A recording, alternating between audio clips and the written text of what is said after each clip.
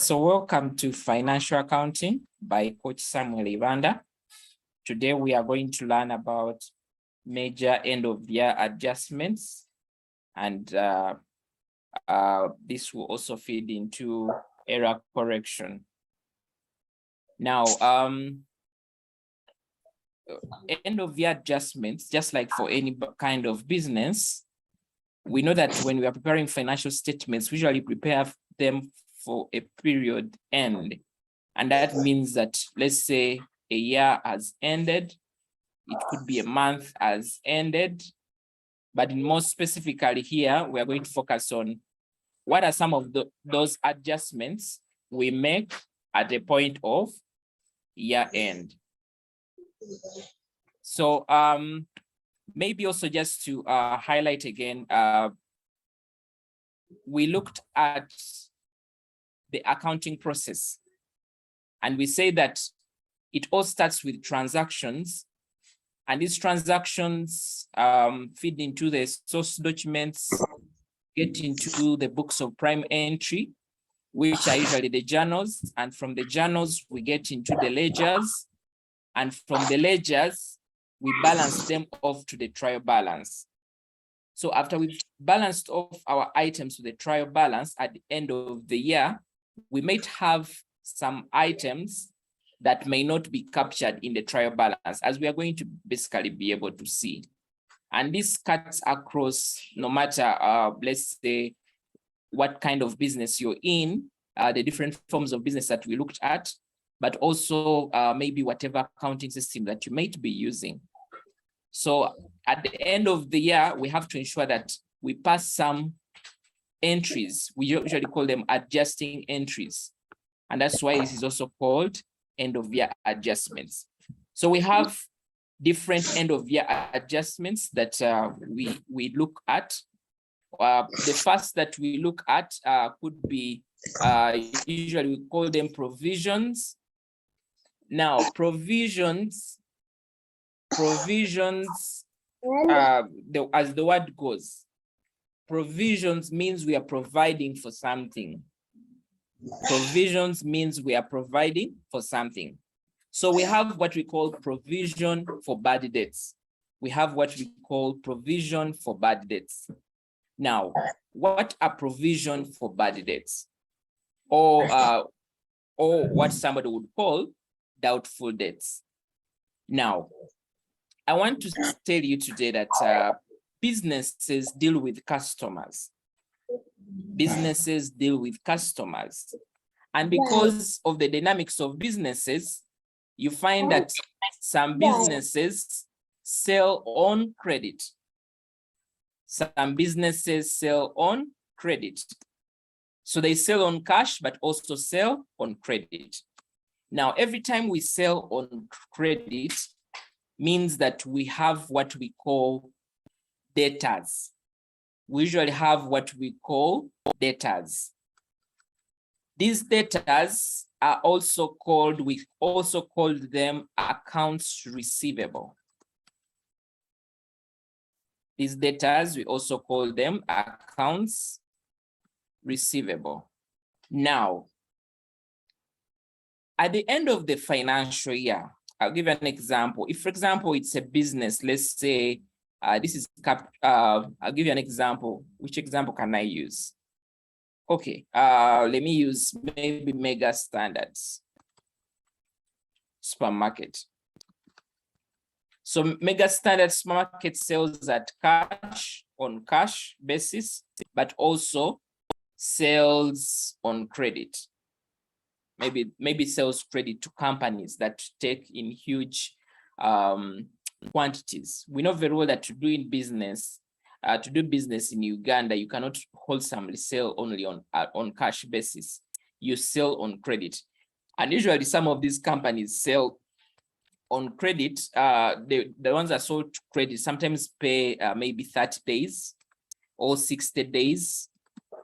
Some even go 90 days, especially for government institutions, okay? So a business might have 200 million in debtors at the end of the year. at the end of the year, a business has 200 million of debtors that have not paid. Now, when we are preparing our financial statements, we know very well that when we are preparing our balance sheet,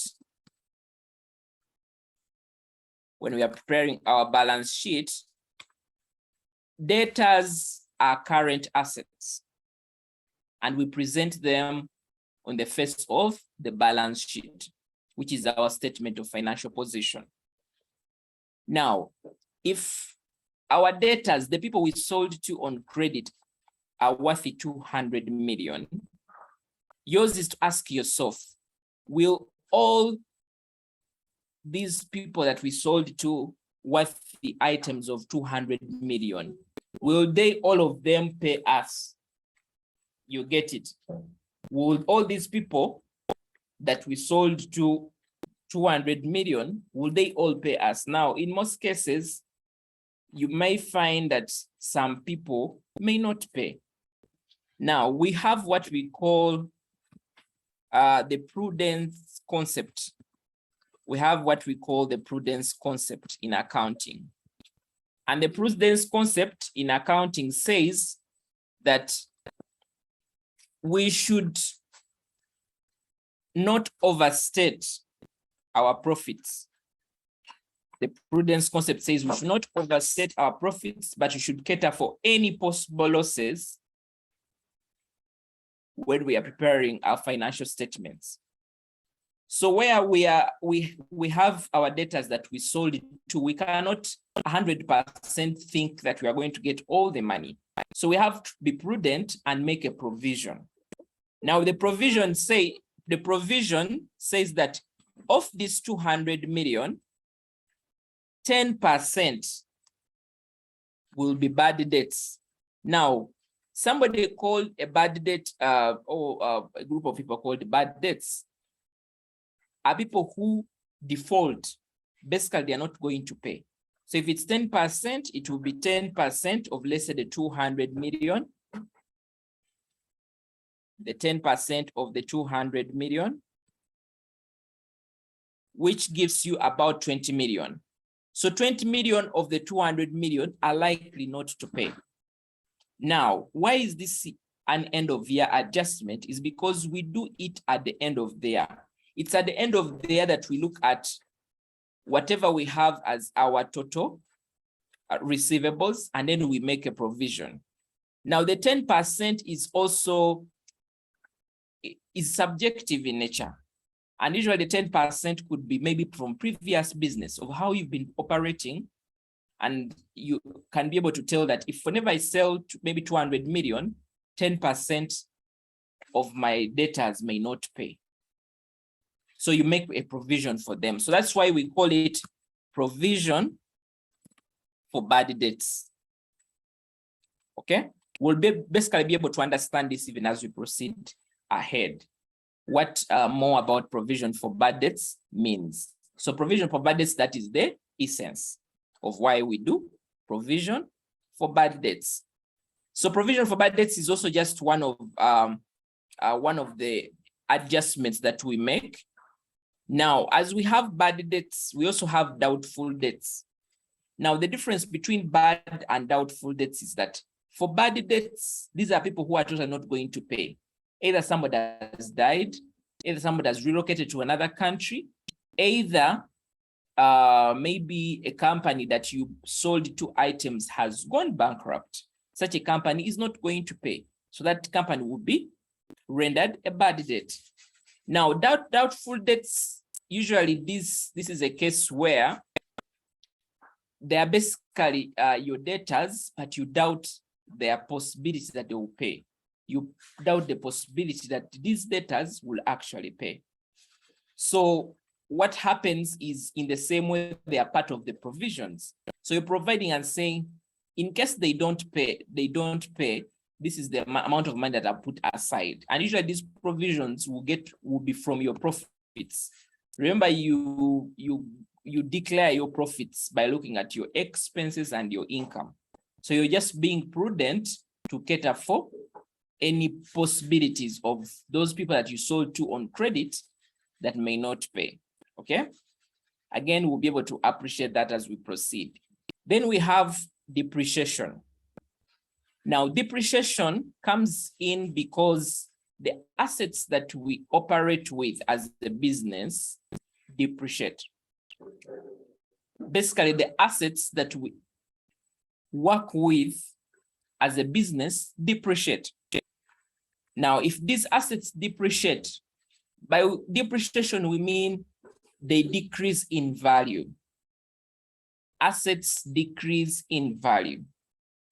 So when assets decrease in value, means that we have to cater for that decrease in value. Depreciation can also be called wear and tear. People in the tax field usually call it wear and tear, but they basically means the same thing. Now, I'll give you an example. When you're driving your car, if you own one, you get to realize that if you buy it this year, 3 years down the road, the car will not be in the same state in which you bought it. Now, in accounting, we take the loss in value between what you bought the car and the value at that time, let's say after 3 years, to be called depreciation. So every end of the year, we cater for depreciation. And catering for depreciation means that we have to do, of course, an adjustment. We'll be able to see what adjustments do we exactly make. Then the other is prepaid expenses. Now, prepaid expenses are usually expenses that are paid in advance. Prepaid expenses are expenses that are paid in advance. For example, you could be today in renting one of the rooms, maybe on maybe Mukwana Arcade or wherever you might be renting. And because you have substantial cash, you're basically liquid enough, you can be able to pay 6 months ahead now, or 2 years ahead. Now, when we are looking at, let's say, our financial statements, we usually look at only expenses and incomes that relate to that financial year. Now, you paying rent for the next 2 years, we have to exclude rent that relates to other years other than the current year that we are dealing with. So that is why any money that is paid that is beyond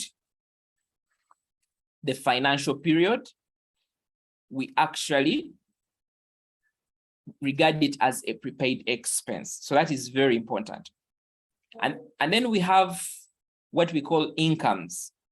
Now, incomes, just like expenses that are paid in advance, if we're a business and we receive advances, we receive deposits from our customers before we serve them, before we provide them a service. I'll give you an example. Today, if you give me, let's say you pay me an amount of money for, let's say for your CPA classes for level 2 or level 3, you would have paid in advance to me as a business. So this would be more of income received in advance. So this is also part of the adjustments that we make at the end of the financial year, because this is information that sometimes comes in at the end of the financial year. And why we are making these adjustments, one, for example, prepaid expenses, we want to make sure that whatever expenses that we are including under our total expenses only relate to that financial year. Anything that relates to the next financial year is included under prepaid expenses. Same thing with incomes. You also want to make sure that whatever you're classifying under your incomes relates to that specific year. But we have what we call the matching principle in accounting, which says that we match expenses and incomes, basically that leads to the same financial year. And then we also, of course, we need to understand that when we are preparing financial statements, for example, if you're preparing the balance sheet, you prepare the balance sheet and say, as at the end of the year. If you're preparing a financial statement or maybe an income statement, which is the statement of comprehensive income, you say that you basically say statement of comprehensive income for business ABCD for the period ending 31st December 2022. So it means that anything that relates to the next financial year is not included in that financial statement. Okay, so that's why we make these adjustments. So it's very critical that you understand how these different adjustments work.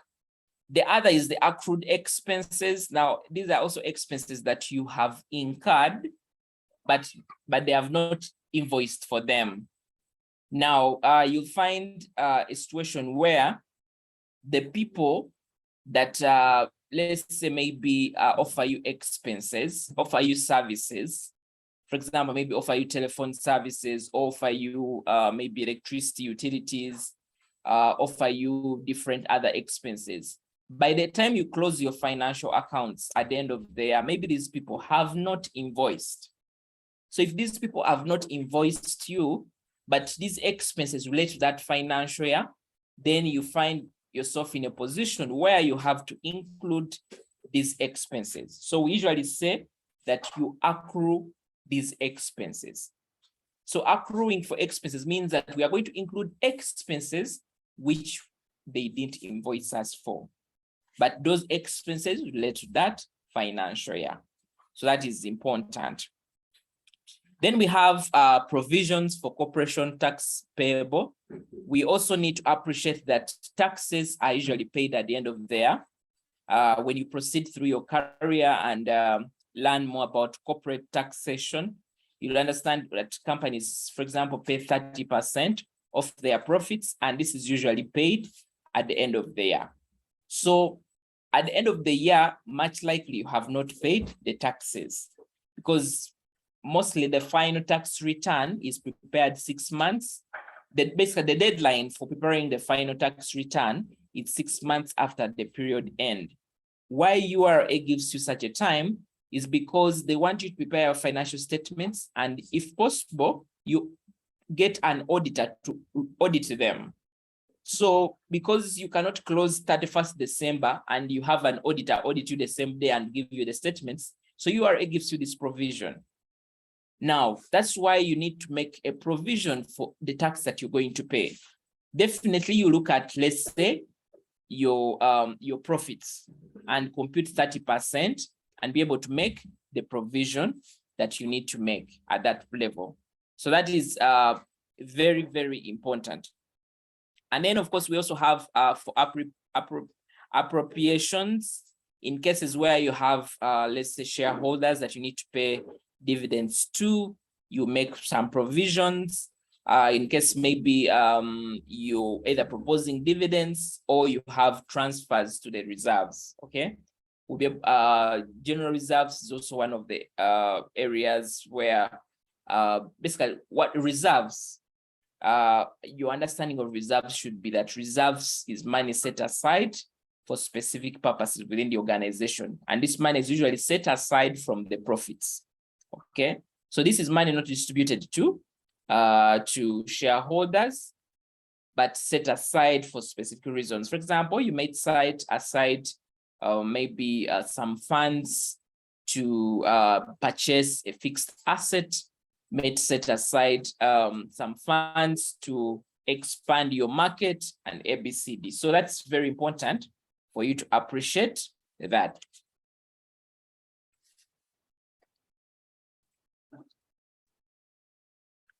So not only that, it's also very good for us to know that these adjustments that we make, like we have said that these adjustments are made to the trial balance. We later have to do an adjusted trial balance. We basically have to prepare an adjusted trial balance to reflect the current status after we have made all the adjustments. Okay, so very important. So we are going to start with prepaid expenses as the first common adjustment. Now, like I told you that prepaid expenses, these are expenses that are paid in advance. These are basically expenses that are paid in advance. And I shared with you why such expenses may be paid in advance. The reason why maybe you might pay in advance is because you have enough cash on you. So you can pay expenses for the next financial year. We have an example here. They're telling us that ACCA Limited, with the financial year end of 30th June, paid an annual rent of UGX 24 million cash on 1st January 2018. ACCA Limited, with the financial year end of 30th June, paid an annual rent of UGX 24 million cash on 1st January 2018. Required, record the adjusting entry for the prepaid rent at the end of the financial year. Now, this is the thing.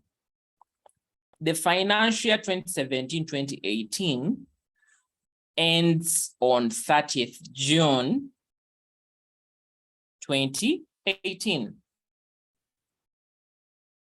Just look at it from the perspective of our financial years in Uganda.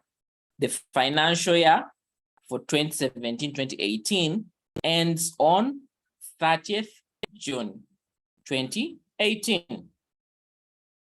Remember, we paid on 1st January 2018. So that is basically 6 months to the end of the period, or to the end of the financial year. So what does that mean? Remember, they are telling us that ACCA Limited, whose financial ends 30th June, paid an annual rent of 24 million.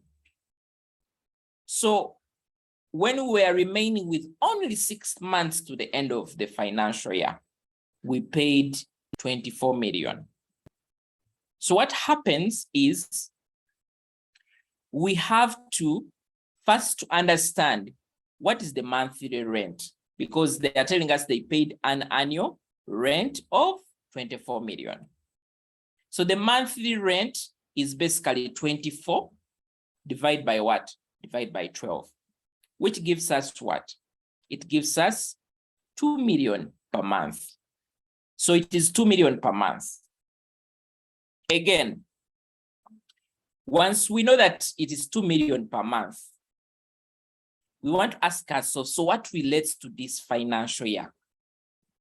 What relates to this financial year? Which financial year? The one that is ending 30th June 2018.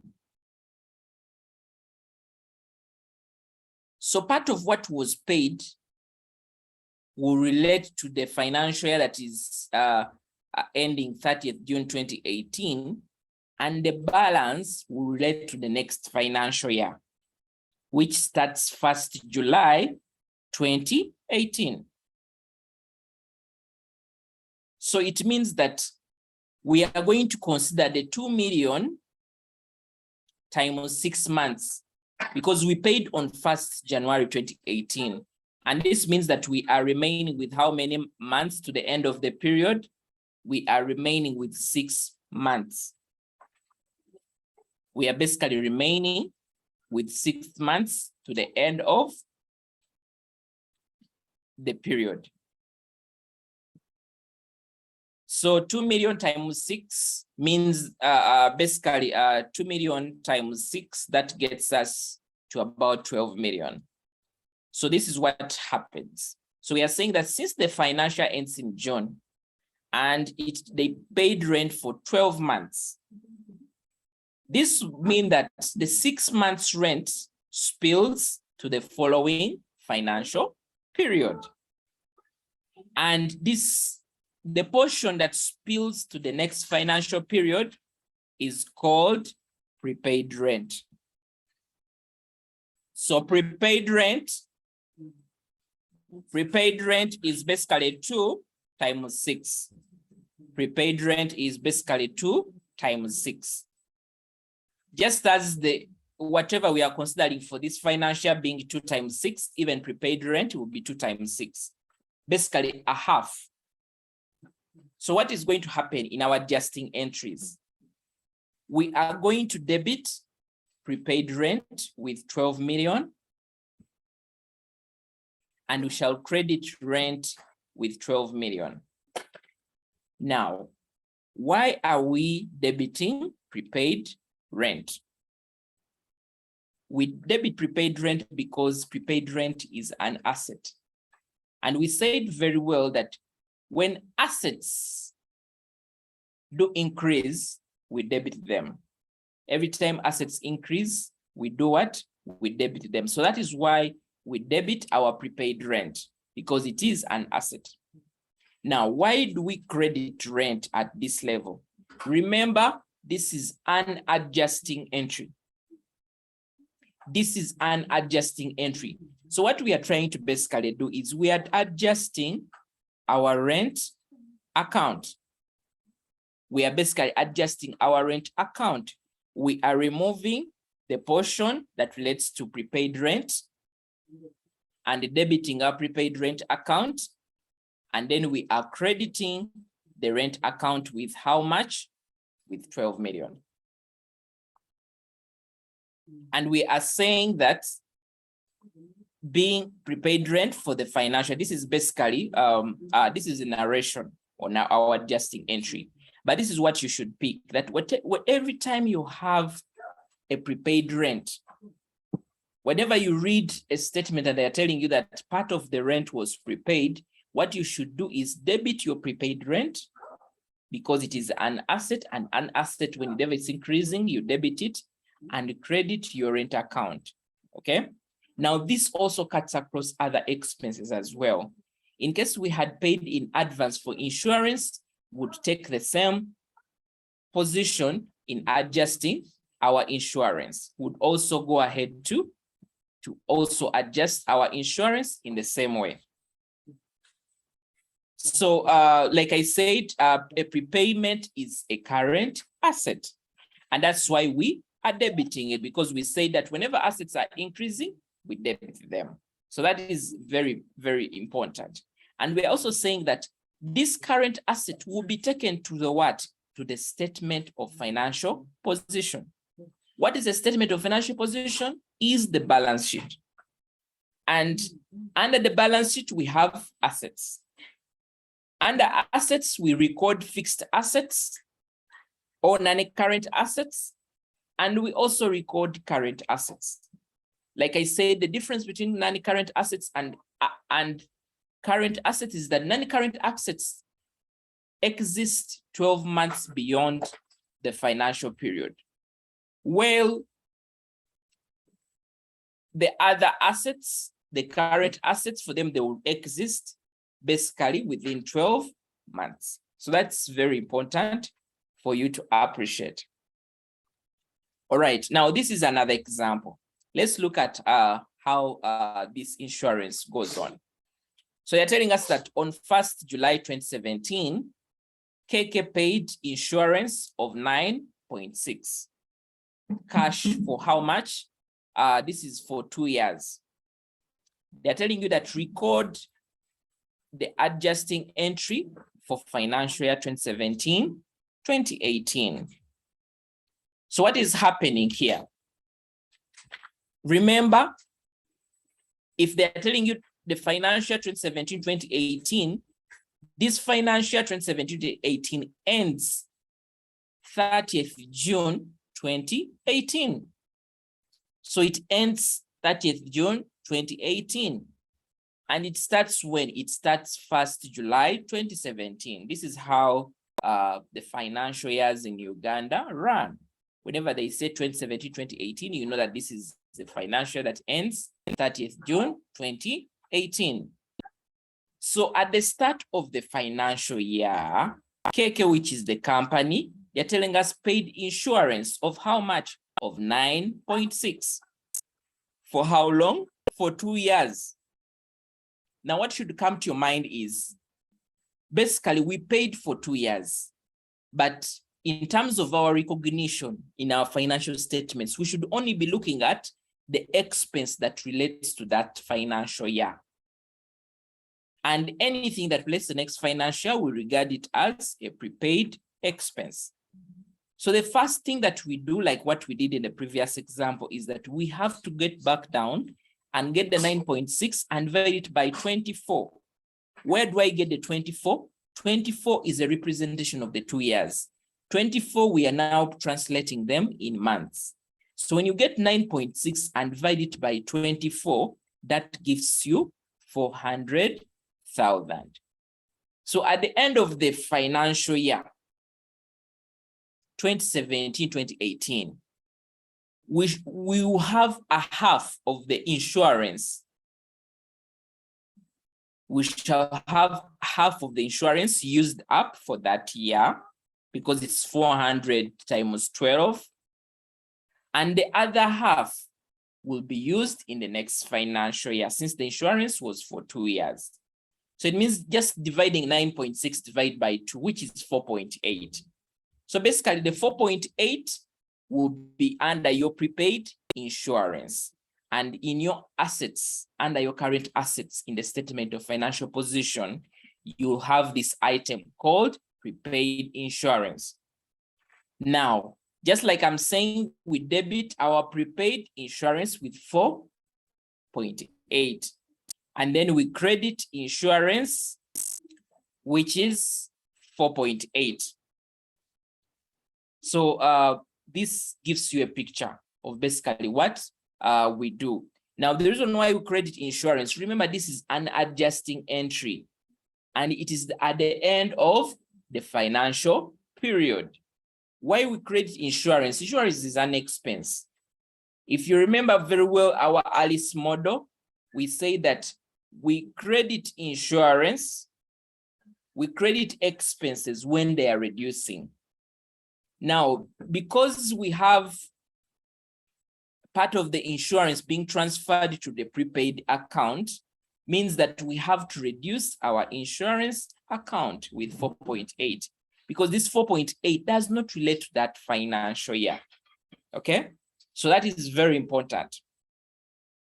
It's very important for us to know that insurance is reducing here because part of it does not relate to that financial. So it means that when we are recognizing our insurance that goes to this statement of comprehensive income or the statement of profit and loss, we only take 4.8.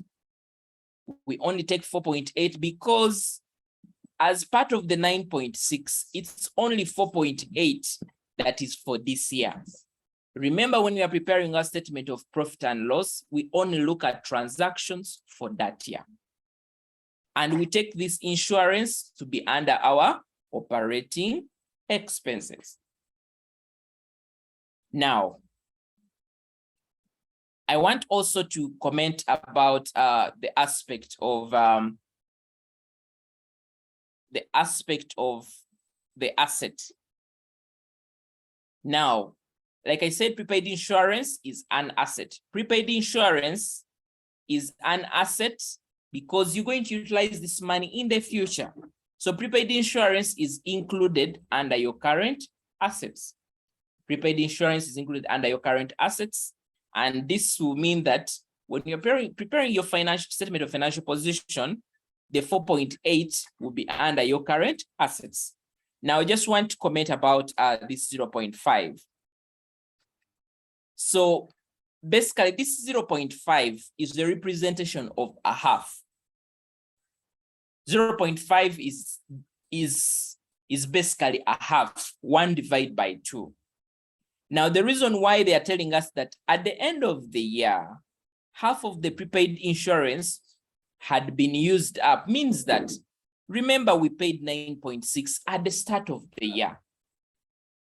When we paid the 9.6 at the start of the year, it was basically the whole 9.6 is in advance because we have not gone through the year, even year one, we have not gone through year one. So what this statement is meaning that at the end of the first year, we have basically used a half of the 9.6.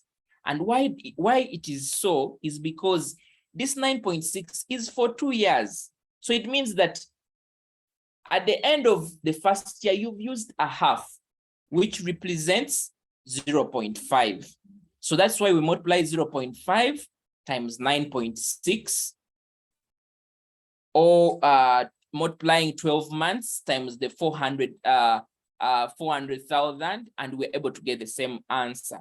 So another student might follow this path if they understand what a half means, or another one may say we multiply 12 months times 400,000, and that is from the perspective that they have understood that the monthly insurance is 400,000. So if they want to find the insurance expense for the first year, they'll basically get 12 and multiply it by 400,000.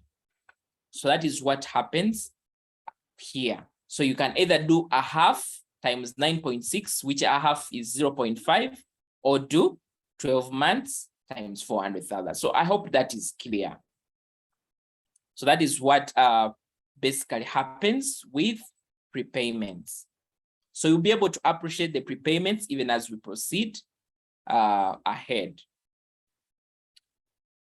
So the other that I also want to comment about is the accrued expenses, or what somebody might call unpaid expenses. Now, just as I've explained earlier on, I say that accrued or unpaid expenses are common for any business. At the end of the financial year, there could be some expenses that you have not paid, even for you individuals as well. When the year ends, 31st December, and you know that you're entering into a new year, you may evaluate yourself and you realize that you have some expenses that you have not paid. Now, these expenses may not be for that new financial year, may be relating to the previous financial year. Now, because businesses want to look at their performance wholesomely, they want to make sure that they are looking at what income did we make in the last year. And by that, they are looking at income they have received and income they have not received. Income they have received is maybe where people have paid cash. Income where they have not received are usually these customers we have sold onto credit. Now, in the same way, you have also incurred expenses. It could be rent. Maybe you have 6 months that is outstanding that you have not paid. So it means that at the end of the year, you don't just ignore such an expense, but rather what you do is you treat that expense as an accrual. So you accrue for it. Now, accrued expenses are current liabilities because somebody is demanding you. So accrued expenses are recorded under your current liabilities. The reason why we record them under our current liabilities is definitely because in the next financial year, these current liabilities are going to be paid off. In the next financial year, these current liabilities will be paid off. So that's why we record them as current liabilities. Now we have an example here, which can help you appreciate exactly what happens. So they're telling us that WT Limited has a financial year ending 31st December. WT Limited has a financial year ending 31st December.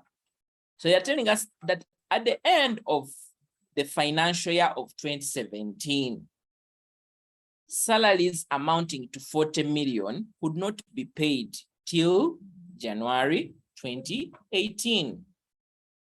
This is not new to businesses. This is something that happens on a day-to-day basis. So if 40 million could not be paid by 31st December, this expense would be regarded as an accrued expense. Now, another business would close its eyes on this 40 million and say, since we didn't pay the 40 million within this financial year, maybe this 40 million can be, let's say, disregarded. So if we are looking at our salaries, we should all look at our salaries, maybe up the salaries we paid in November. That is wrong, because you should look at your salaries from January to December. when you're drawing up your statement of comprehensive income and looking at the expenses. So what does this mean? This will mean that this 40 million that you have not paid, even if you have not paid, you should accrue for it. Now, accruing means that you're going to recognize this expense. Despite you not paying for it, this expense is going to be recognized in your books. And how do you recognize this expense? We know very well that whenever we are recognizing expenses, we debit them. Whenever expenses are increasing, we debit them. So even here, we debit our salaries, the 40 million. So we debit our salaries with 40 million. That is to recognize the expense. So it means that this 40 million will be added on the total salaries, for example, up to November, to just make sure that we are not excluding them from our expenses for the year. What again will happen also, for us to complete double entry, we shall credit our salaries accrued. Or you can call them accrued salaries as well. Now, what accrued salary means, like I said, this will go under your liabilities. Remember, expenses don't go to the balance sheet. Expenses only go to the statement of comprehensive income.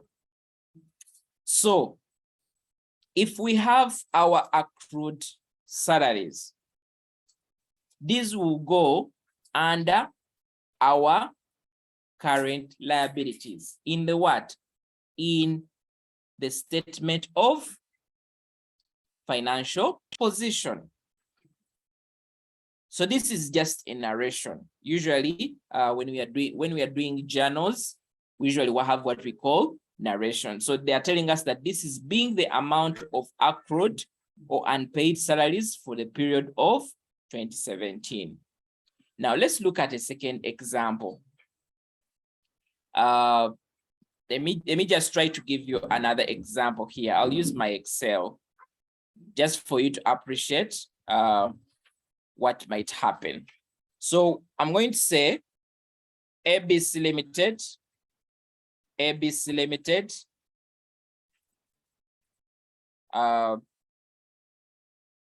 closed its financial year. ABC Limited closed its financial year of 2021, 2022 with an outstanding rent of 30 million. This rent relates to months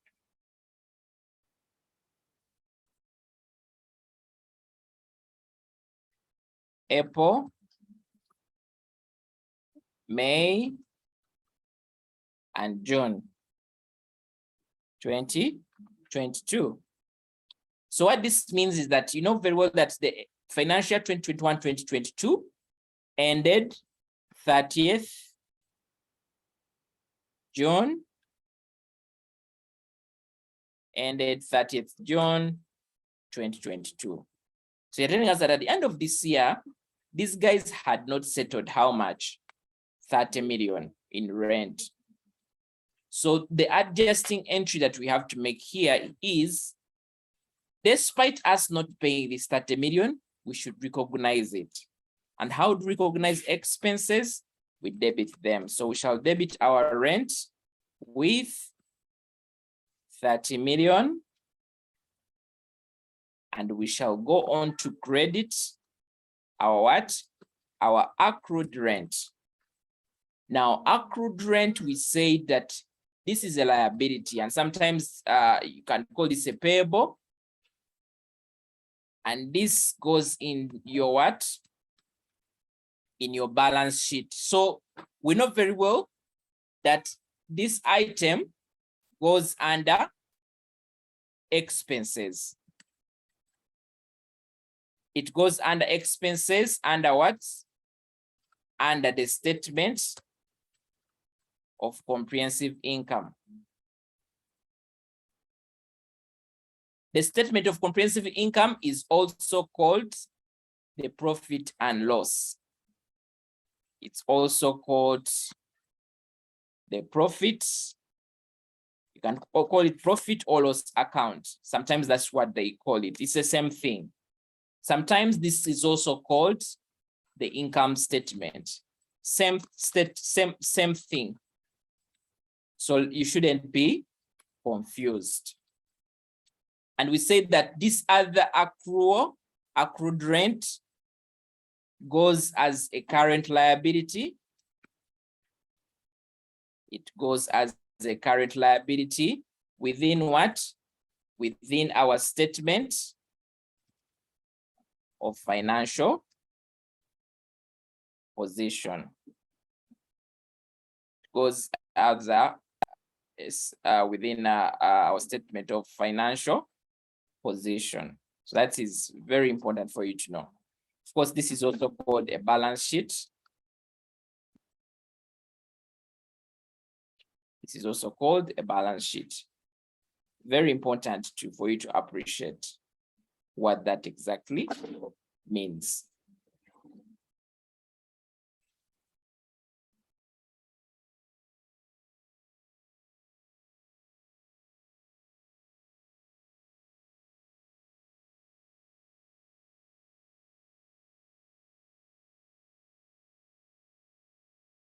So that is what happens when it comes to accrued expenses. So we are going to go to the next item. Our next item, which is called unearned income. Which is called unearned income. Now, what is unearned income? Unearned income is basically income that you have not earned, as simple as that. Now, businesses receive income, receive some money from their customers in advance. And I gave you an example that, for example, if today you paid achievers for your level 3 studies, for CPA level 3, which you know that you're going to study, let's say maybe next year or the other next financial year, yours is to know that this is unearned income. When Achievers is preparing its financial statements, it will not include this income under its incomes. Why? Because we have not earned it. You can also wake up one day and ask for your money because you have not utilized it. The only valid income we recognize is the income for the service that we have offered. For example, for the financial accounting that we have taught you. But when it comes to any income that we have received that relates to the next financial year, we will not recognize it in this year as income. What shall we do? We shall take this income as a liability. Okay? What is a liability? Basically, it's an obligation. It's basically an income which we are holding, but it's your money. It belongs to you as our client. So that's why we call it an unearned income. So businesses often receive money in advance, okay? And at the end of the period, they have not provided a service for that income. So what do we exactly do? Is that we treat this unearned income as a current liability, because in most cases, it will be utilized within 12 months. So we have an example here where they're telling us that KK Limited has a financial end of 30th June. They're telling us that on 1st July 2017, which is at the start of the financial year, if the financial ends on 30th June, then it means that 1st July 2017, we are starting a new financial year. They're telling us that KK was paid a rent for how long? For 1.5 years, amounting to 1.8. Maybe KK owns apartments where some people pay to sleep in the apartments or use the apartments. So they received some amount of money for rent for 1.5 years. Now, in financial accounting, we usually prepare financial statements for 1 year. We usually look at our financial statement for expenses and incomes that led to that 1 year. So if we received some money for the next period, because if it's 1.5 means that there is an amount of there is a portion of this amount that relates to the next financial year. Now, what is 1.5 years in terms of months? 1.5 is 1.5. A year has 12 months, and half of the year is 6 months. So when you get 12 months plus 6 months, which is a half of the year, that gives you 18 months. So the first step that we shall do is we shall get our 1.8 divided by 18 months. 18 months is the 1.5 years. And what does this give us? It gives us 100,000. So if it gives us 100,000, your question should be, if monthly rent is 100,000, means that the rent for the whole year is 100,000 times 12. Okay? Is 100,000 times 12, which basically gives you 1.2. But before we look at that, let's first try to understand, what is the entry when we receive this money? Remember, we receive this money at the start of the financial year. Just 1st of July 2017, we are handed cash before even the client utilizes, let's say, the apartment. So what we are saying that on the day when we receive this money, what are we doing? We debit our cash because money is coming in. Cash is an asset, it is increasing. And what do? We credit the whole amount under our unearned rent income. Why it is unearned rent income? It is the start of the year. Somebody has not even slept a month. They have paid us this amount of money. Along the way, 2 months, they can ask for their money. So that's why we call it unearned rent income at the start of the period. Okay. So what happens subsequently? What happens subsequently at the end of the financial year is when we recognize the 1.2. How are we getting the 1.2? It is the 100,000 times the 12 months. What is the 12 months? Is the number of months in the financial year, which is the one year portion. So we recognize the 1.2 for this financial year ending 30th June 2018. Now, after we have recognized that 1.2, the remaining, which is how much? Which is 600,000, okay? The balance of 600,000 will still remain unearned, okay? The reason why we are now recognizing the 1.2 is because we have earned it as a business. Our clients have utilized the, let's say, the house or the apartment, and that means that we have earned the 1.2. So legally, we can claim the 1.2 belongs to us. But what happens? These people paid for 1.5 years, means that the portion for the 0.5 year, this does not belong to us as of yet. So it is still unearned. So this is still a liability to us at the end of the financial period. So that is why this is the entry that is going to be made at the end of the year. We shall remove 1.2 from our unearned rent income and credit our rent income. Now, I want you friends to remember, rent income is different from a rent expense. Rent income is when you're paying the expense. Okay, rent expense is when it's you who is paying the expense. Rent income, it's when you are the one receiving this rent that is being paid by the tenants.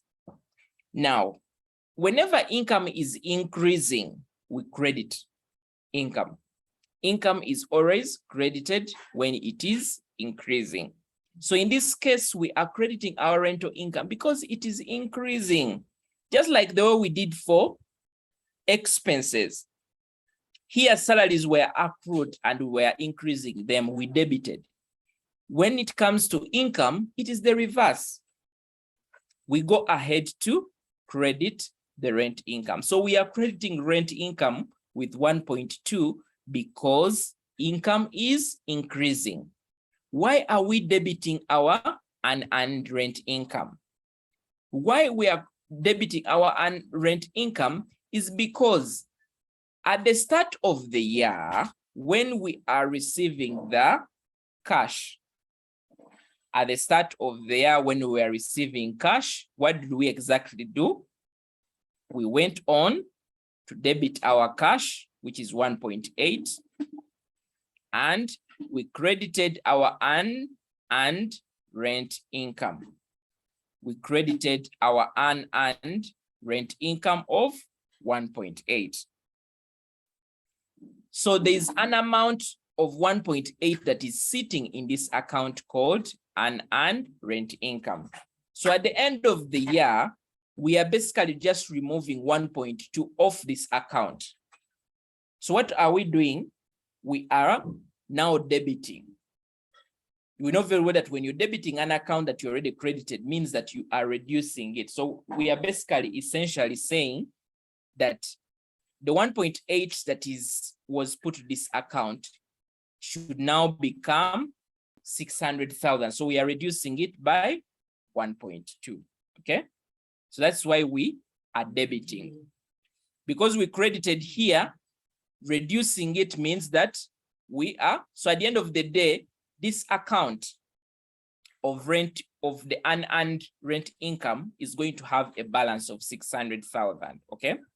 I just want us to, demonstrate this, maybe that you can try to appreciate it when it comes to the journals. Let me just try to do this, just a moment. So let this be.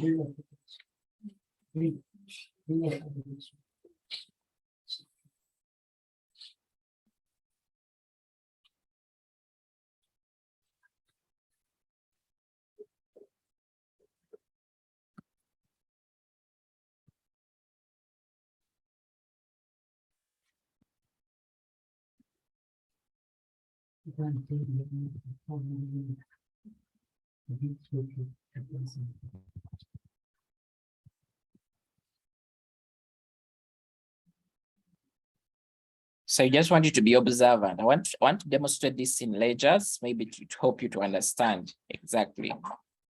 So we are saying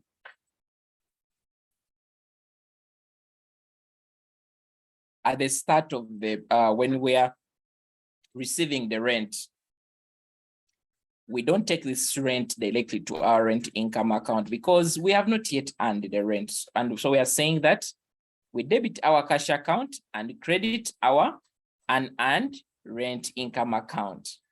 So I'm going to have this account called unearned rent income. So what is going to happen, since we are receiving cash, I'm going to come here. You can call this rent income. Let's give it, because we are receiving 1.8, so record the whole 1.8 on the debit side because cash is receiving, and then come and credit here, say cash, still of the same amount.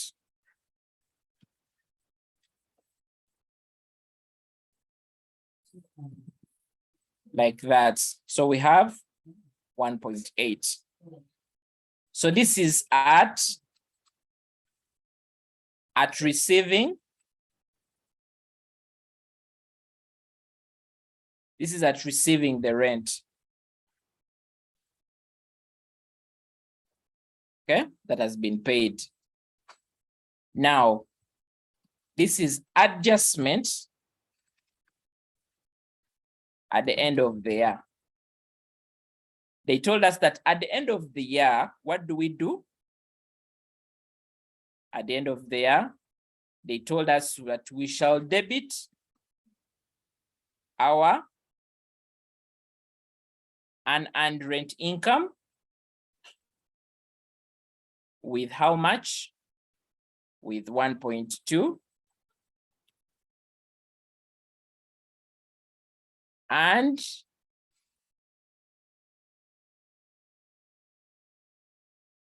what shall we do?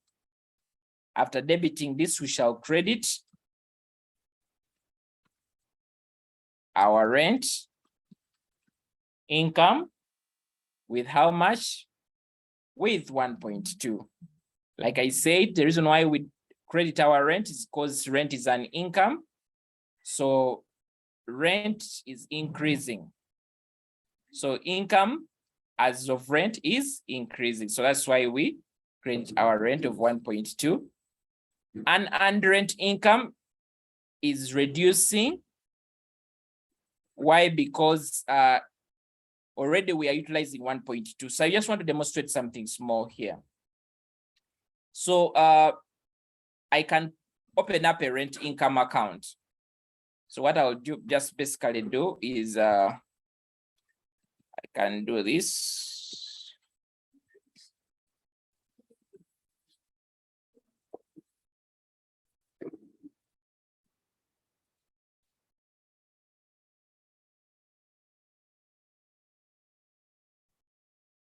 So debit,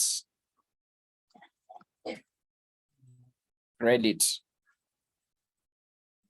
So what is going to happen? Let's try to move this not to confuse you. So I'm going to post now this transaction of debit and rent income and credit rent. So I'll come here and say unearned rent income of how much? Of 1.2. You know very well that when you're recognizing transactions in the ledger accounts, you use the name of the alternative account when you're recording the transaction here. Then I'll come here under my unearned rent income. I don't have to open up a new account since I already have an account. What I'll just come here on this other side and record what? I'll just say rent income. I record the 1.2. Remember the 1.2 is just 100,000 times 12, okay? It's just 100,000 times 12. So 1.2 will be like this. So I just want to demonstrate how the 600 comes in. So what will happen is, since this is the end of the year, I'm going to balance off my unearned rent income, and you'll see what's going to happen. So I'm going to look at the two sides, this side and this side. So this side has 1.2 and this other side has 1.8. So when you're balancing off the two accounts, you know very well that this side is higher, so it will dictate what will be the total. So we'll have 1.8 as our total right here. So that is what we have. And then it's the same thing that also happened this other side, to also 1.8. But since this side does not add up to 1.8, we are going to have what is called a balance carried down of how much? Of 600,000. Balance carried down of 600,000. And in the same faith, we are going to have our balance brought down. Balance brought down of how much? Of 600,000. So it means that in the next financial year, this is what we shall start with, this 600,000, which is a deposit on rent by our clients to us. So that is why we call it an unearned rent income. So that is what happens. So that is very important that you understand. So that's why they're saying us, this means that KK, the landlord, earned 1.2 at the end of the financial year out of the entire 1.8 that was paid by the tenant, leaving a balance of 600 as what? As unearned rent income. So it goes on to tell us that the 1.2 is recorded as revenue. Okay, we record 1.2 as revenue because it's an income. Revenue and income are synonymous. And they're telling us that the 600,000 will remain as a liability because the client has not utilized this amount of money. So the landlord has no legal rights to record this 600 as his income. It is a liability to him. And this will appear under our current liabilities, okay? So that is very important. And I believe that you can appreciate that principle. So let's look at accrued income. Let's basically look at accrued income. Now, remember what we have just looked at is called unearned income. Basically, income that you have received, but you have not earned. Now, when we say accrued income is just very similar to what we said with accrued expenses. Now, accrued income is income that you have actually worked for. It's just like when you end a month and you've not earned a salary yet, but you worked for that salary. That is basically accrued income. You have earned the income because you provided your service. So in the same way, businesses at the end of the financial year might have some income that they have worked for, services that they have provided, goods that they have delivered, for which they have not received payments. So does it mean that this income should be excluded from your income? No, it should not be excluded from your income. Why? Because this income is actually valid income in your books of accounts. You worked for it, okay? You worked for it. So what happens? We treat this income within our statement of comprehensive income as part of our incomes for the year. But we also take this amount of money and include it within our current assets as a receivable. Because we understand receivables are current assets. So we take this amount of money under our receivables, okay? And we record it. So that is why you see here, we have an example. They are telling us that in 2017-2018, which is a financial year, KK offered consultancy services to TTL and invoiced them UJX 3 million, which was not paid till 15th August 2018. Now, what this means is, remember, if we are looking at this as financial years, the financial year of 2017-2018 would end 30th June 2018. The financial of 2017-2018 would end 30th June 2018. So it means that by the end of the financial, which is June 2018, KK had not been paid because the payment came through 15th August, which is what? Because remember, look at after June, 30th June, we have July. So the whole of July, they are not been paid. And then we are paid 15th August. So 1 month and a half after the year end, that's when they were paid. So it means that at the end of the year, this income was accrued, because on 30th June, this income is supposed to be recognized as an income, and so it is accrued. So what does this mean is they're telling us that we should recognize an adjusting entry for consultancy fees. And also, of course, make the recognition when it is paid. So at this level, this is what we exactly do. We debit our consultancy fees receivable. We shall debit our consultancy fees receivable, the 3 million, and we credit our consultancy fees, the income, we still 3 million. Now, I just want to bring this much easier for you to understand. Why do we debit our consultancy fees receivable? It's because there is an amount of money that we are yet to receive after the end of the financial period. Remember, this illustration is within our financial statements that we are going to present on 30th June 2018. So on 30th June 2018, we'll have a consultancy fees receivable of 3 million that we need to be able to recognize. Now, in the same way, we have a 3 million that we shall recognize within our incomes. As you can see, the double entry is here fulfilled. We have debited the asset of 3 million and we have credited consultancy fees of 3 million. Now, it means that what happens when we are later paid? When we are paid, we shall not again recognize income at that time. What we shall do, we shall just go ahead to credit our consultancy fees receivable just to make sure that we are clearing that account, and then we shall recognize our cash by debiting cash account, okay? So that is what happens exactly.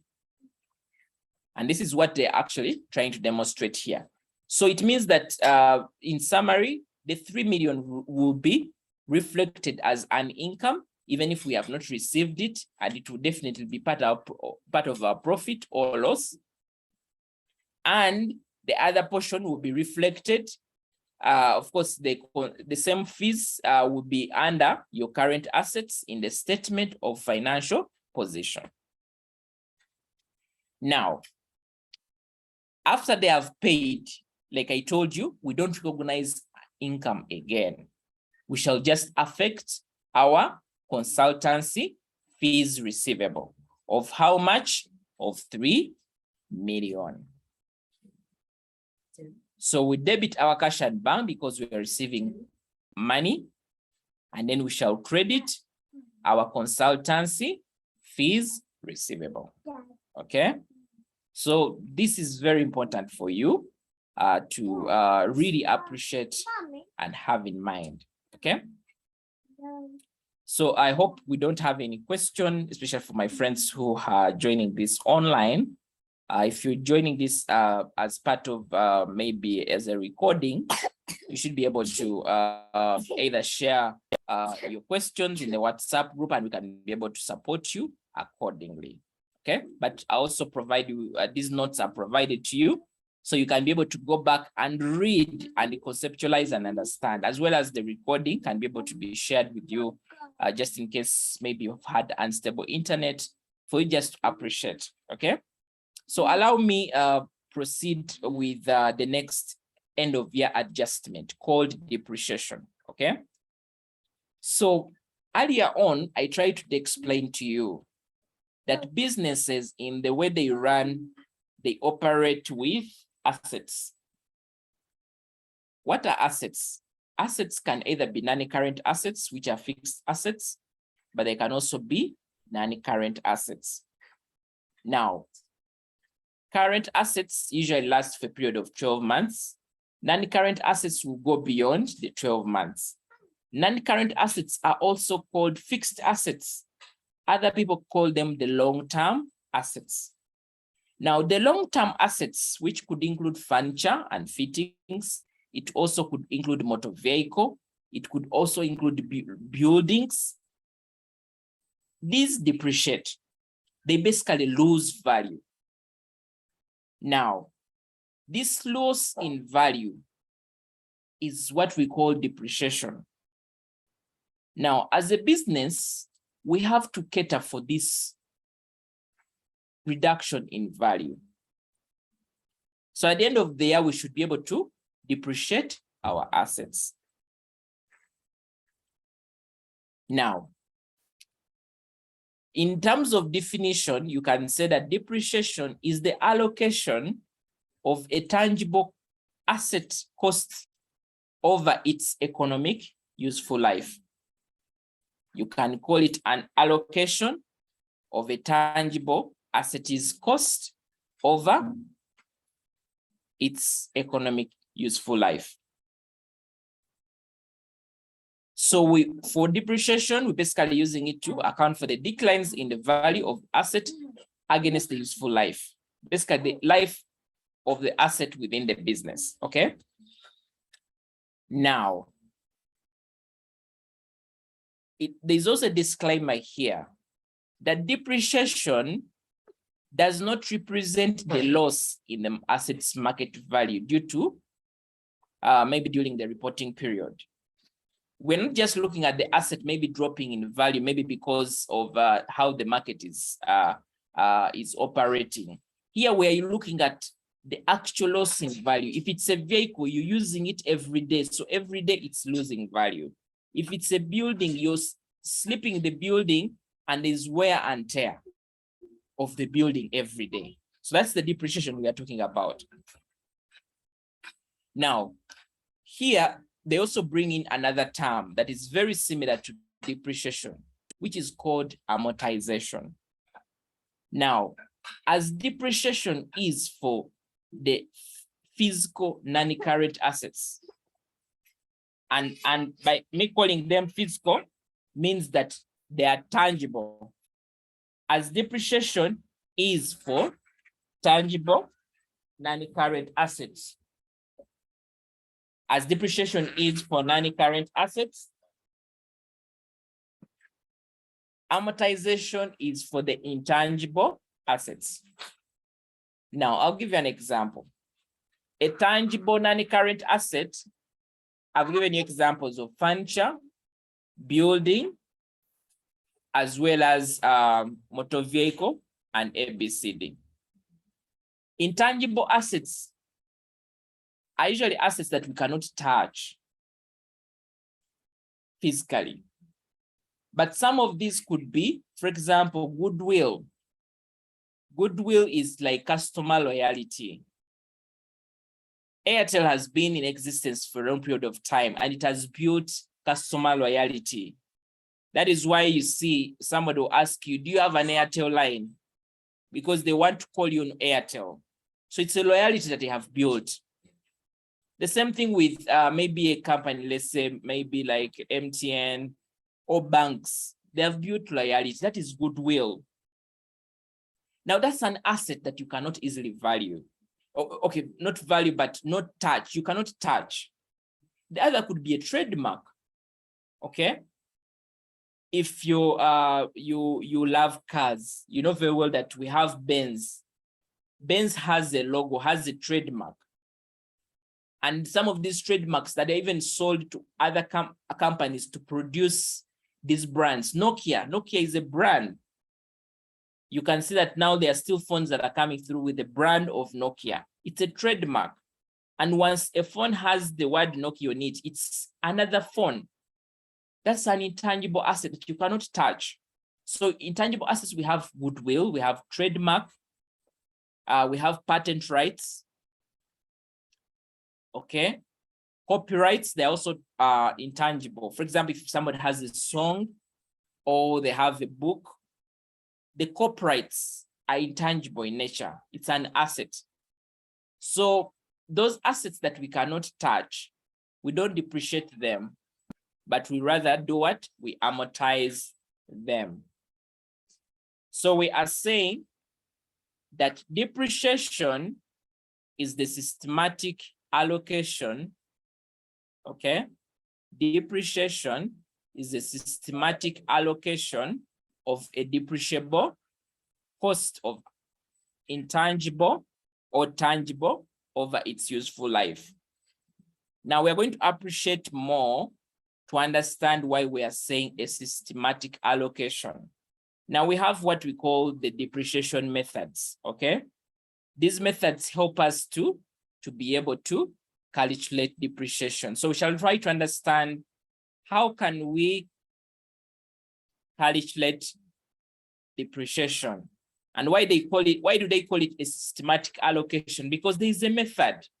You cannot say that my vehicle, which I bought 20 million, it lost value of 10 million in the first year, and it lost 1 million in the second year. That is not systematic.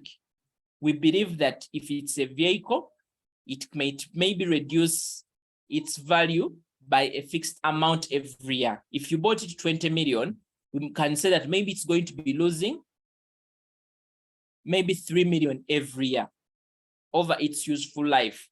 For example, if it's a vehicle that is 20 million and it's going to last for, say, 10 years, we can say that every year, maybe it loses 2 million. So that at the end of the maybe the 10 years, this vehicle is worthless, is zero value, is scrap value. Okay? So that is what happens with depreciation. So depreciation, because it's a loss in value, is recognized as an expense, okay? And we recognize it every year as it happens. Now, very similar to depreciation is another term that we call accumulated depreciation, okay? Is what we call accumulated depreciation. So what is accumulated depreciation? Accumulated depreciation is looking at the depreciation for the previous years as the asset exists, okay? For example, I gave you an example that if an asset is of, you bought it 20 million, and you're saying that every year it's going to depreciate by 2 million. Means that year one, it will be 2 million. Year two, it will be another 2 million, which will add to 4 million. So by third year, your vehicle has depreciated by 6 million. So that's 6 million in total, which is adding the depreciation of first year, second year, and third year, is what we regard to as accumulated depreciation, okay? So that's why they're saying the accumulated depreciation represents the total of depreciation that has been charged to the statement of P&L in relation to the asset, okay? We are going to see how that also happens with an example. And then we are also saying that without providing for depreciation, a company's profits will be overstated, which will also reflect a wrong tax liability and financial position. I'm going to give you a very simple example. Let's imagine maybe my friend Dorcas deals in children clothes. So Dorcas goes to town and buys, let's say a children cloth of 50,000. So Dorcas drives her car to go to town to buy this. And in her car, let's say she puts fuel of maybe 20,000, okay, to go to town to buy this dress cloth of 50,000. Dorcas may also maybe, apart from that, may also incur maybe airtime for coordination of, let's say, 2,000. So most business people will think that in total they have incurred the 20,000 of fuel and 2,000 of, let's say, coordination airtime. And that is the amount of money they want to add on, let's say, the maybe the cloth of 50,000 and add the margin and sell. For example, if, maybe Dorcas adds the 20,000 she has incurred on fuel and the 2,000, which is 22,000, onto the 50,000, which gives you 72,000. and she says that since I've incurred about 72,000 on buying this cloth, so I'm going to sell it at maybe 80 for me to make 8,000 as the profit. That is what Dorcas might want to do. But as Dorcas does that, she has forgotten that she used her car. And as she was driving through the potholes of the road to town, her car's value has gone down, okay? The car's value has continuously gone down. If Dorcas does that for a year, while going with a car to town, the car that she bought, let's say 20 million, will no longer be valued at the 20 million. So if Dorcas was only looking at the fuel she's putting in the car and looking at, let's say, maybe any other expenses like coordination, airtime, only as the expenses, then she would be calculating her profits wrongly. Why? Because there is a hidden cost in the loss of value of her car that she incurs whenever she gets on the road. So that hidden cost of her car is the depreciation. So that's why this statement says that when we don't provide for depreciation, means that we are overstating our profits. And whenever we overstate our profits, you know very well that tax is charged on what? Tax is charged on profits. So it means that we are also paying a wrong tax. Much likely we're even paying a higher tax than what we should be able to pay. And means that we also have a wrong financial statement of financial position. Because on our statement of financial position, we are going to show that the car we bought 5 years back at 20 million, we would also want to show it that it's still at 20 million value, which is wrong because that car would have lost value. So that's why depreciation is very important, because it helps us to cater for the loss in value of those assets and also incorporate that loss in value within our financial statements to reflect that during the generation of our profits, we utilized our assets, and that utilization of the assets brought about the depreciation of these assets of this much, and we remove it from our profits to ensure that we come to our profits that represents the true picture of what you should be able to have. Okay, so that is very important for you to appreciate. So depreciation is an expense, as we understood, and expenses, whenever expenses are increasing, we debit them. Expenses, whenever they are increasing, we debit them. So as depreciation is an expense, we debit it whenever it is increasing.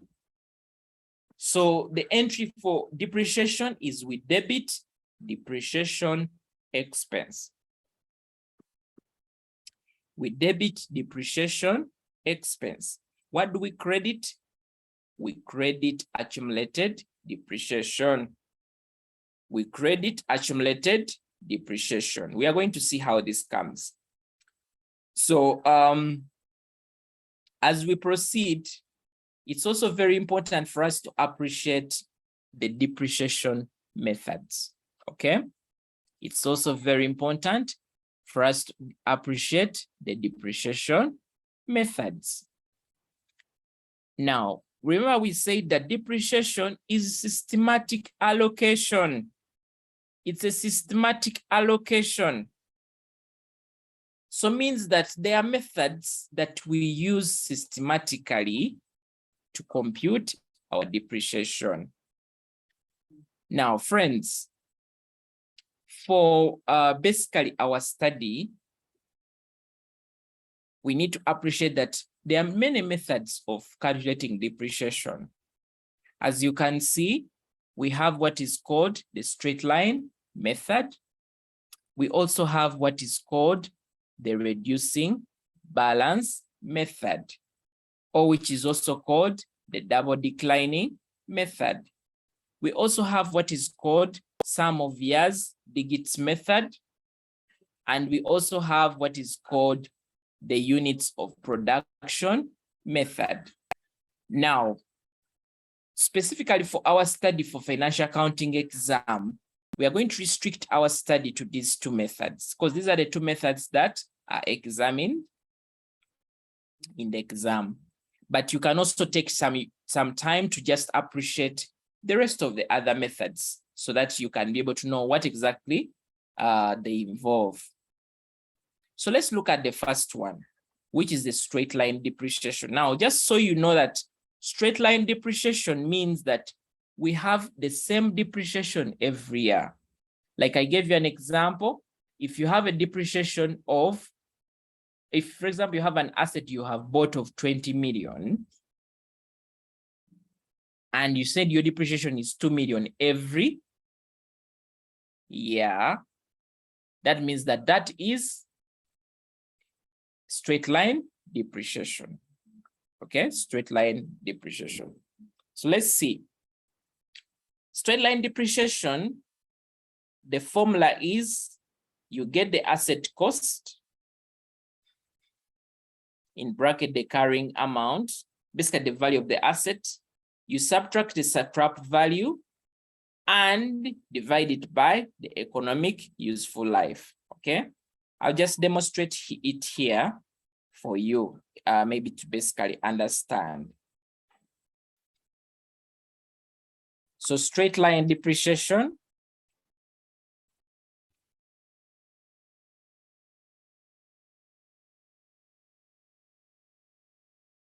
they are telling us that it is equal to. So what we are saying is that we should do cost, okay, minus scrap value of the asset, and everything here should be divided by what? The useful life of the asset, the economic useful life of the asset. So I want to draw your attention here. Cost is what you bought the asset. If you bought the asset 20 million, means that your cost is 20 million.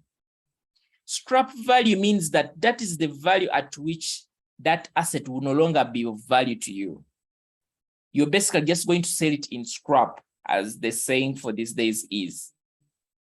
The asset economic useful life is basically that period in which you're going to actively use that asset before it gets to scrap value. Okay, so this is the formula for straight line depreciation. Let's see an example. So they are telling us an example here. On 1st July 2017, on 1st July 2017, KT Limited bought a machine at a cost of 22 million. At the start of the financial year, if financial year is starting on 1st July 2017, they're telling us that KT Limited bought a machine at a cost of 22 million with an estimated useful life of how long? Of 4 years. And a salvage value of 2 million. Now, the word salvage is also means scrap value. Okay, that's very important for you to know.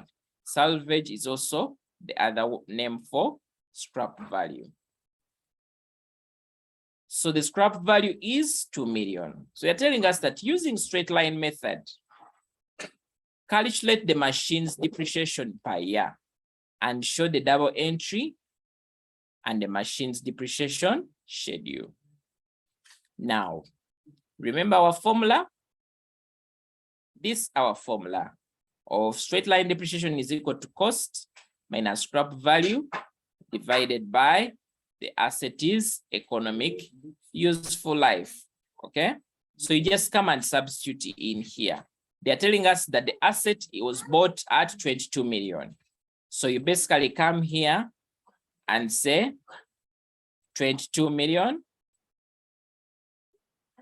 minus scrap value. The scrap value is 2 million. So you remove 2 million. What are we dividing this by? We are dividing this by the asset is economic useful life. How long is the asset economic useful life? Is 4 years. So we are dividing this by 4. Okay, we are dividing this by 4. What do we get here? Of course, it is 20 million divided by 4 at the end of the day. So 3, 20 million divided by 4 gives you 5 million. So it means that this asset will depreciate by 5 million every year. Okay. So what this means is year 1 depreciation will be 5 million. Okay. Let's look at accumulated depreciation. The accumulated depreciation we said is the total depreciation for all the years that have the asset has been in existence. Okay. So this asset has been in existence for only 1 year, so it has depreciated only for 1 year. So its accumulated depreciation is also 5 million. Okay. Now we should also look at the net book value. And I'm going to explain why this net book value is very important. Now, net book value is what we show in the statement of financial position. Is what we show in the statement of financial position. Now, if we bought this asset at 22 million and it has depreciated by 5 million, the net book value is the remaining value of the asset. So the remaining value of the asset will be what we bought the asset, which is 22 million, minus 5 million. Minus 5 million. This gives us how much? 17 million. So the 17 million is what we shall show in our statement of financial position as the value of this asset at the end of the year, because this asset after 1 year, it's no longer 22 million. It has already lost value. So that's why we show it at 17 million. Let's look at year 2. So the second year, since it is straight line depreciation, it will still be the same depreciation. So what that means is our accumulated depreciation will be the depreciation for year 1 plus the depreciation for year 2. So our accumulated depreciation will now be how much? 10 million. What will be our net book value? Basically, what will be the value of our assets? What is going to be? It will be the 17 million that we closed with of year 1, subtract another 5 million of depreciation, because this asset has depreciated again with another 5 million. So our asset will be valued at 12 million. Let's look at year 3. What will be the depreciation? Since it is straight line, it will be the same. We're going to see that different if it was reducing balance. The depreciation will keep varying. But since it is straight line, it will be the same. So what will be the value of our asset? What will be accumulated depreciation? Accumulated depreciation will be the 10 million plus the 5 million for this year, which is 15 million. So what will happen is the 15 million, if we are to determine the net book value, we are now going to get the 12 million that we closed with last year and subtract another extra 5 million to give us what? To give us 7 million. I want you to observe something very small here, that this net book value has two formulas. We can either use this last net book value and subtract the depreciation for that period, or you can do this. You can say that net book value, which is the most popular formula, is usually the cost minus accumulated depreciation. Usually the cost minus accumulated depreciation. So what we are going to basically do is we are going to come here. If our costs, I'm going to calculate the net book value at year 3. My cost is 22 million. That's what I bought this asset. Okay. Minus the accumulated depreciation at this level. The accumulated depreciation in year 3 is 15 million. Now, friends, when you subtract 22 million minus 15 million, you will definitely come to 7 million. Okay. You definitely come to 7 million, but you see how we've been able to also determine it by just looking at the last net book value and subtracting the depreciation for this period to come to 7 million. Okay. So this method is also very vital. You can actually note it down because you'll use it very often, even in exam. Okay. That's very important. So let's just look at the last year, which is year 4. So year 4, the depreciation will still be what? Will still be 5 million because this is straight line depreciation. Depreciation is the same across. Now, accumulated depreciation, the accumulated depreciation will be how much?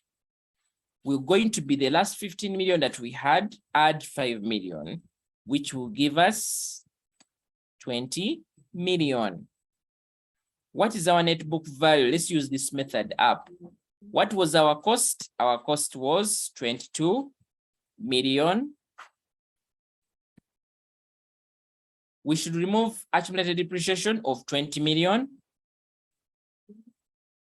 Accumulated depreciation of 20 million gives us how much? It gives us 2 million. So you can see that this 2 million is very similar to our scrap value. This scrap value that we got, that were given at the start of when we're getting our question, this is the 2 million, the same 2 million that we have remained with in our schedule here, in our depreciation schedule. So it's very important that you appreciate how depreciation works. So it means that this amount will be recognized in our statement of comprehensive income every year. So that is very important, and I believe that you pick it very clearly. Now, I just want to take you back so you try to appreciate basically what exactly we would have. Now, this question, you'll find it calculated within your notes, so you can be able to also appreciate. You can read on your side and then just come here and to validate. But just to confirm that when we are doing our double entry, we debit our depreciation expense with 5 million every year, and we credit our accumulated depreciation with 5 million. We know very well that expenses have normal debit balance. That's why we debit them every time they are increasing, and we credit our accumulated depreciation because for it has a normal credit balance. So every time it increases, it is credited. Okay, so that is good for us to note. So this is what happens, and this is your depreciation schedule. Okay.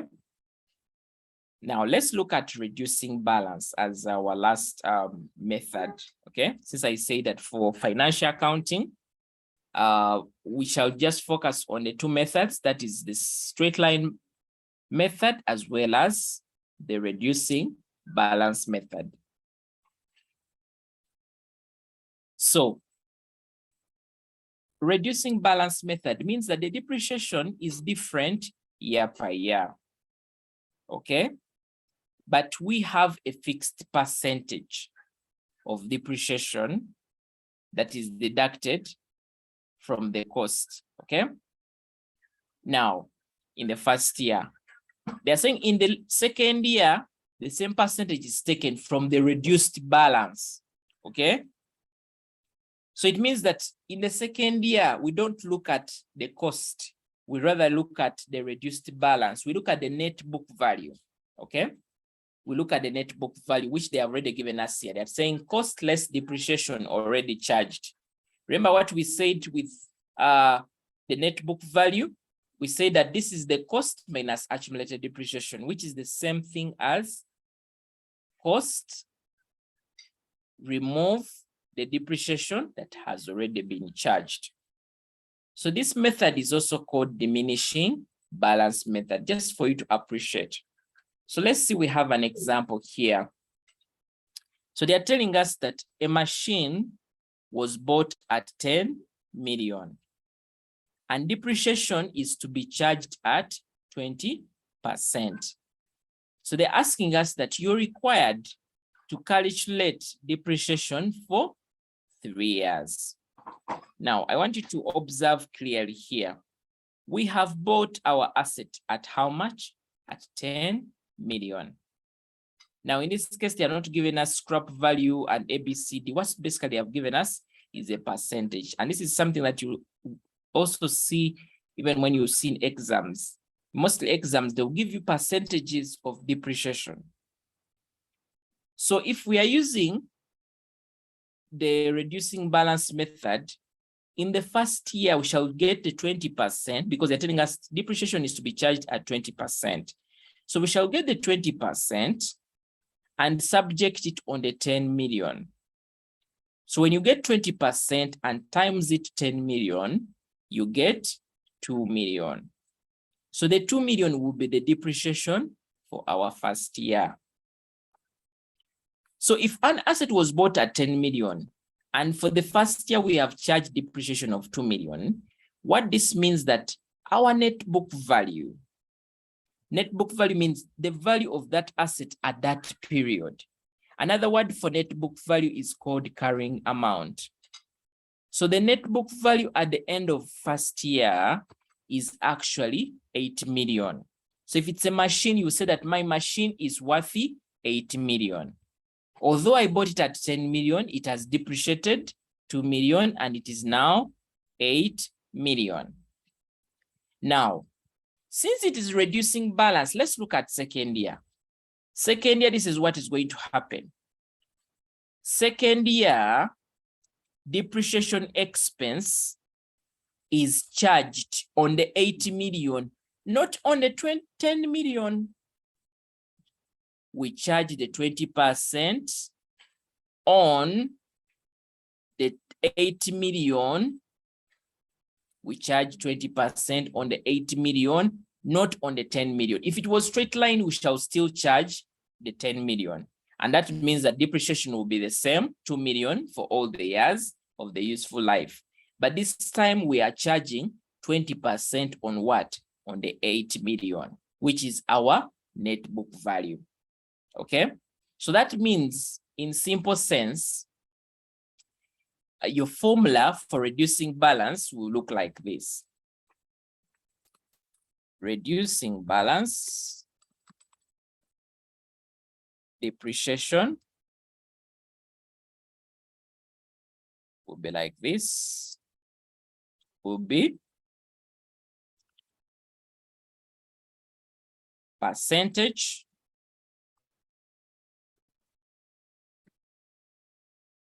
will be percentage of depreciation times the net book value of the asset. Okay, that is why for the second year, we are saying that our depreciation is going to be 20% times the 8 million, which is our net book value, okay? In our question, so that is why we're calculating it like this. So it means that even in the next year, it will be still 20%, but not subjected on 8 million, it will be subjected on a reduced amount. So that is why when you come here, our second year depreciation of 20% will be 1.6. The net book value will be the 1.6 subtracted from the 8 million. So it means that the value of your machine at this end of second year will be 6.4. It is no longer the 10 million which we bought at. Remember, this 10 million reduced in first year to become 8 million. From first year, it reduced to become 6.4, okay, in the second year. Now, what is going to happen in the next year again? Still, it will be the same 20%, the same percentage, but this time it will not be subjected on the 8 million. It will be subjected on the 6.4 million. To give us what? To give us 1,280,000. 1,280,000. This will be your depreciation. So you can see year one, depreciation was 2 million. Year two, depreciation was 1.6.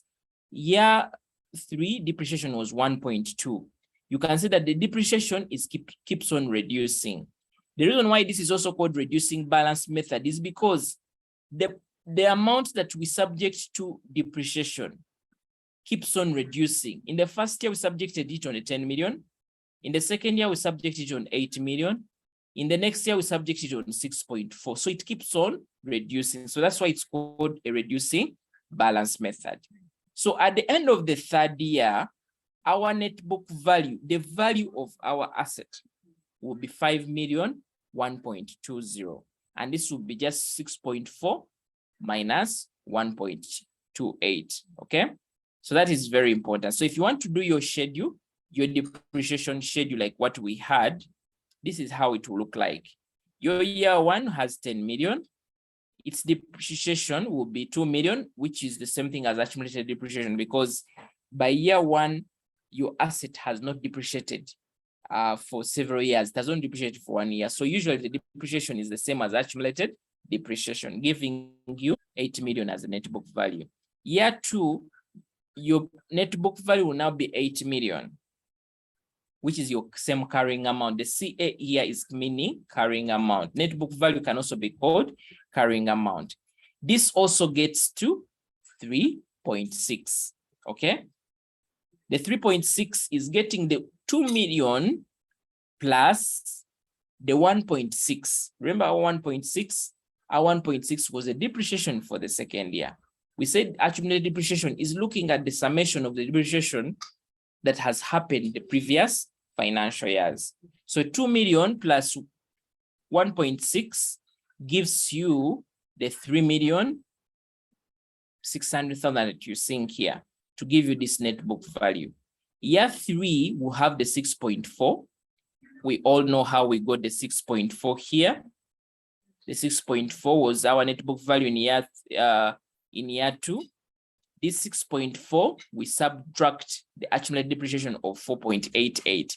How are they getting the 4.88? They are getting the accumulated depreciation of last year, which is 3.6. And they are adding what? They are adding the 1,280,000 to give you how much? To give you the 4.88, okay? So that is very, very important for you, okay? To appreciate. So that is how accumulated depreciation works, and depreciation works for reducing balance method, and also how the straight line depreciation also works. So you can be able to distinguish the two and see how that helps you. So like I said, we also have other methods, which I will not really focus on, but I'll share with you these notes. They're shared with you already. You can try to read through and appreciate this.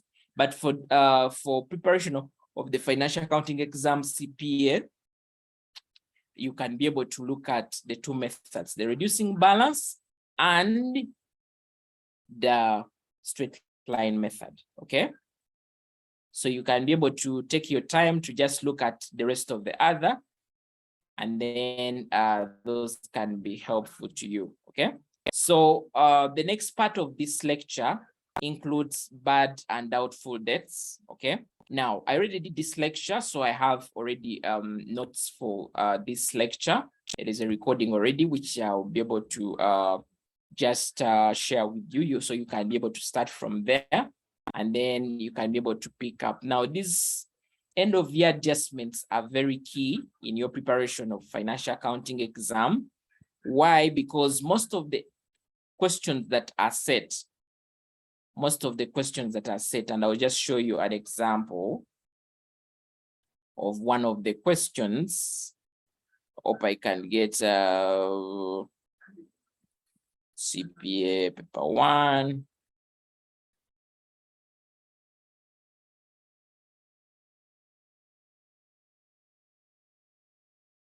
Okay, what I wanted to share has come here. So usually the examiner examines these end of year adjustments in this way.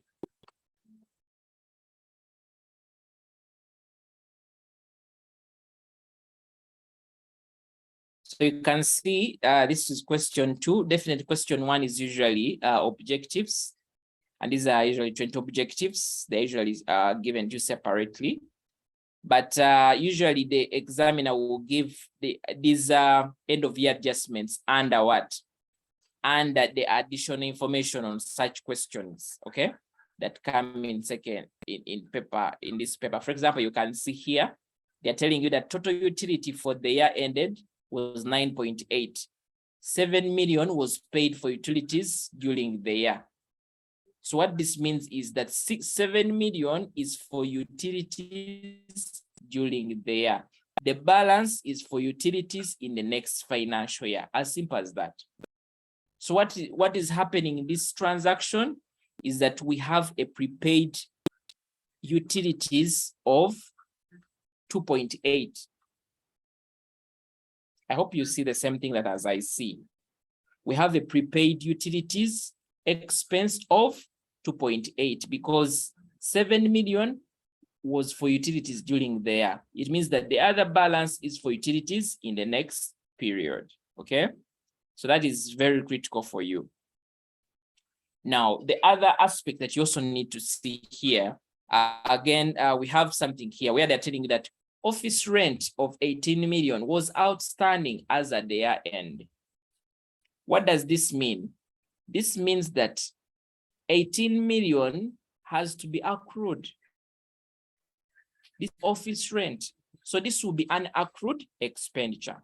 So it's very important for you to start looking at these questions and seeing how can I be able to act on this end of year adjustments that happen. Even here, right here, they have also gone ahead to provide you with some of this information. Even when it comes to depreciation, they also try to give some of this information, let's say, in the additional informations, okay? So very important. But now, for example, here they have actually even given you a question on depreciation. They have asked, what's a depreciable amount?